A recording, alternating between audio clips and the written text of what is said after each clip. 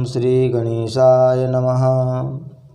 वागर्थाविव संपृक्तौ वागर्थ प्रतिपत्तये जगतः पितरौ वन्दे पार्वती परमेश्वरौ।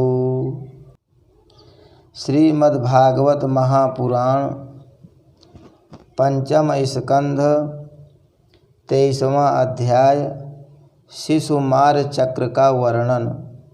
ओम नमो भगवते वासुदेवाय। श्री शुक उवाच।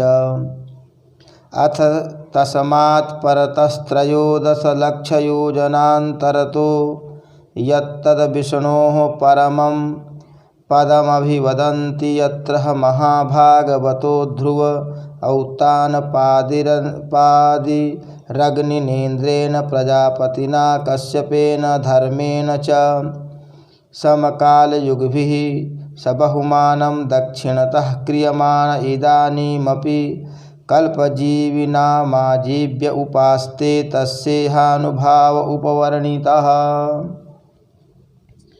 श्री सुखदेव जी कहते हैं, राजन, सप्तर्षियों से 13 लाख योजन ऊपर ध्रुव लोक है। इसे भगवान विष्णु का परम पद कहते हैं। यहाँ उत्तानपाद के पुत्र परम भगवत भक्त ध्रुव जी विराजमान हैं।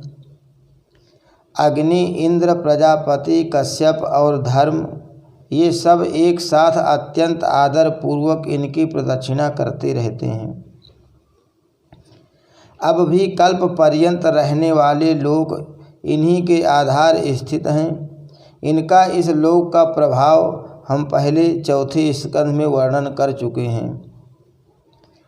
सदा जागते रहने वाले अव्यक्त गति भगवान काल के द्वारा जो ग्रह नक्षत्रादि ज्योतिर्गण निरंतर घुमाए जाते हैं, भगवान ने ध्रुव लोक को ही उन सबके आधार स्तंभ रूप से नियुक्त किया है। अतः यह एक ही स्थान में रहकर सदा प्रकाशित होता है। जिस प्रकार दाएं चलाने के समय अनाज को खोदने वाले पशु छोटी, बड़ी और मध्यम रस्सी में बंधकर क्रमशः निकट, दूर और मध्यम में रहकर खंभे के चारों ओर मंडल बांधकर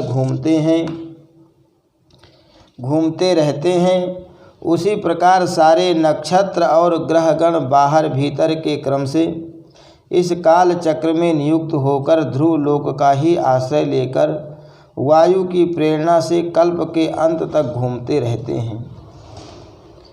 जिस प्रकार मेघ और बाज आदि पक्षी अपने कर्मों की सहायता से वायु के अधीन रहकर आकाश में उड़ते रहते हैं, उसी प्रकार ये ज्योतिर्गण भी प्रकृति और पुरुष के संयोगवश अपने अपने कर्मों के अनुसार चक्कर काटते रहते हैं। पृथ्वी पर नहीं गिरते।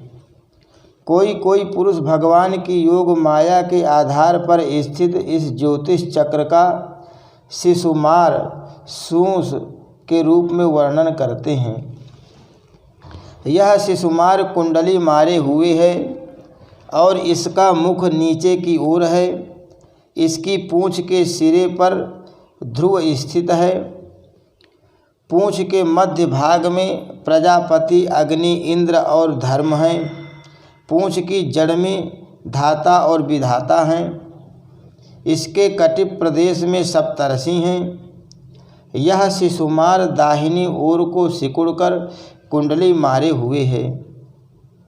ऐसी स्थिति में अभिजित से लेकर पुनर्वसु पर्यंत जो उत्तरायण के 14 नक्षत्र हैं, वे इसके दाहिने भाग में हैं और पुष्य से लेकर उत्तराषाढ़ा पर्यंत जो दक्षिणायन के 14 नक्षत्र हैं, वे बाएं भाग में हैं।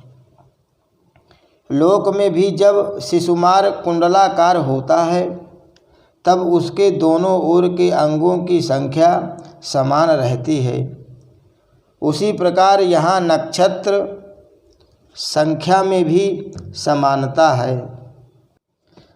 इसकी पीठ में अजवीथी, मूल, पूर्वाषाढ़ा और उत्तराषाढ़ा नाम के 3 नक्षत्रों का समूह है।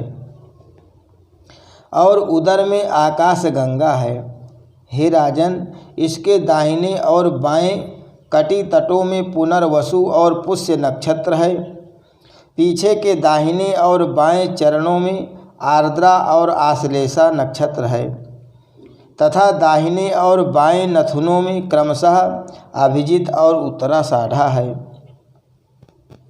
इसी प्रकार दाहिने और बाएं नेत्रों में श्रवण और पूर्वाषाढ़ा एवं दाहिने और बाएं कानों में धनिष्ठा और मूल नक्षत्र है। मघा आदि दक्षिणायन के 8 नक्षत्र बाईं पसलियों में और विपरीत क्रम से मृगशिरा आदि उत्तरायण के 8 नक्षत्र दाहिनी पसलियों में हैं। शतभिषा और ज्येष्ठा ये 2 नक्षत्र क्रमशः दाहिने और बाएं कंधों की जगह हैं। इसकी ऊपर की थुथनी में अगस्त्य, नीचे की ठोड़ी में नक्षत्र रूप यम,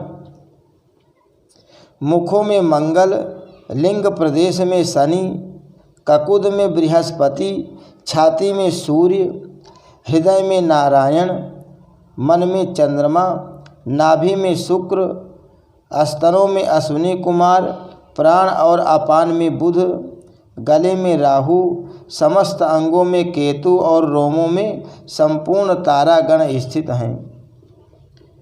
राजन, यह भगवान विष्णु का सर्वदेवमय स्वरूप है। इसका नित्य प्रति सायंकाल के समय पवित्र और मौन होकर दर्शन करते हुए चिंतन करना चाहिए तथा इस मंत्र का जप करते हुए भगवान की स्तुति करनी चाहिए।